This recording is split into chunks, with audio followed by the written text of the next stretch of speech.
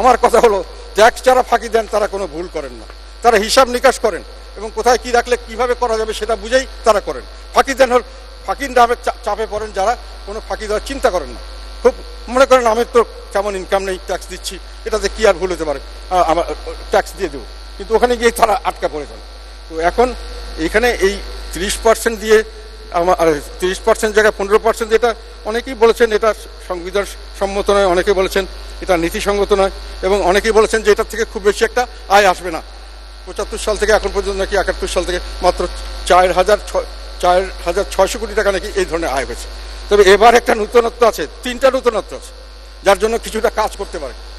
একটা হলো এখানে এবার যেটা দেওয়া হয়েছে, 15% কর কোনো পরিবর্তে কোনো প্রকার প্রশ্ন উত্থাপন করতে পারবেন, কোনো কর্তৃপক্ষ পারবেন, এটা আগে কোনো সময় ছিল না, একেবারে টোটালি ক্লিন।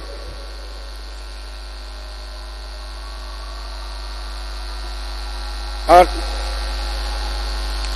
তবে আরেকটা কথা এখানে আছে, সাধারণত এটা ছাড়াও দ্বিতীয় হলো যারা কর এইভাবে অবৈধ অর্থ তারা আবার সরকার পরিবর্তন হলে বিপদে পড়বে কিনা এটা একটা তারা দৃষ্টি দেয় অনেক সময়। এখানে হয়তো তারা এবার অতটা ভয় পাওয়ার কোনো কারণ নেই। থার্ড একটা পয়েন্ট আছে, যেটা অবৈধ অর্থ যারা বৈধ করে তারা কিন্তু মুনাফার জন্য করে না, তারা অবৈধ অর্থ বৈধ করে মুনাফার জন্য করে না, তারা করে হলো যে আমি এটাকে সেফ রাখতে পারি কিনা, তারা সেফটিটাকে বেশি প্রাধান্য দেয়। এখন অথবা তারা যেন এটা না করলে বিপদে পড়বে কিনা এটা তারা দেখতে চায়। তো বিপদে এতদিন পর্যন্ত মনে করতাম বিপদে পড়ার সম্ভাবনা নাই, কাজে ব্যবসায়ীরা হয়তো ট্যাক্স দিবে না। এবার যেহেতু একটা ঢালাও সুযোগ দেওয়া হয়েছে এবং কিছুটা হলেও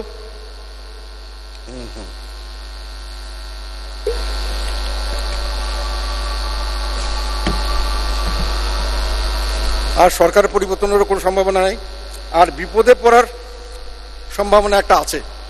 এটা কয়েকদিন আমরা দেখতে পাচ্ছি, অনেক দুর্নীতিবাজ ধরা পড়ছেন, পালিয়ে যাচ্ছেন ইত্যাদি ইত্যাদি। এটা কিন্তু দেশে একটা দুর্নীতি বিরোধী একটা মানুষের ভয় পাচ্ছে, দুর্নীতিবাজরা তারা এখন ভয় পাচ্ছে যে আবার কোন সময় কে ধরে। এইসব কারণে এবার হয়তো কিছু টাকা আসতে পারে, এটা অনেকে এক্সপার্টরা যাই বলুন, আমার ব্যক্তিগত ধারণা এই 3টা কারণে কিছু টাকা আসতে পারে। কিন্তু এটা আসলে এটা ভালো কি মন্দ এটা নিয়ে আমার সন্দেহ আছে। চোরকে চুরি করতে দিয়ে আবার তাকে বৈধ করে দেওয়া, এটা ভবিষ্যতে আমাদের জন্য কতটুকু ভালো আনবে সেটা নিয়ে আমি পরবর্তীকালে আবার একটু কথা বলবো।